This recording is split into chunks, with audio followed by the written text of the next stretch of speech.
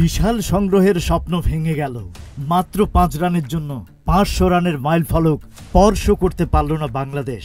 শ্রীলঙ্কার বিপক্ষে গল টেস্টের প্রথম ইনিংসে বাংলাদেশ ৪৯৫ রানে অল আউট হয়েছে। গতকাল বুধবার শেষ বিকেলে হঠাৎ করে ব্যাটিং ধসের কারণে ভক্তদের প্রত্যাশা পূরণ হয়নি।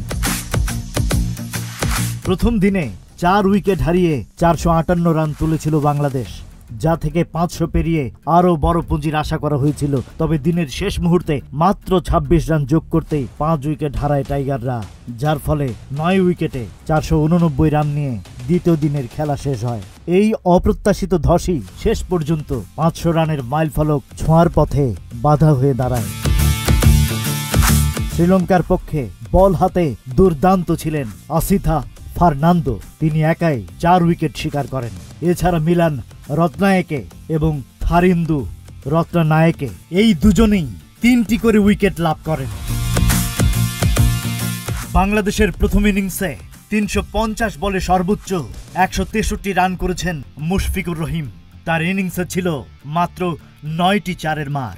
এছাড়া অধিনায়ক নাজমুল হোসেন শান্ত ২৭৯ বলে ১৫-৪ ১ ছক্কায় ১৪৮ রানের ইনিংস উপহার দেন। সেঞ্চুরির সম্ভাবনা জাগিয়েছিলেন লিটন দাসও, তবে তার ১২৩ বলে ১১-৪ ১ ছক্কায় সাজানো ওয়ানডে মেজাজের ইনিংসটি থামে মাত্র ৯০ রানে। এরপর আর কেউ দায়িত্বশীল ব্যাটিং উপহার দিতে পারেনি।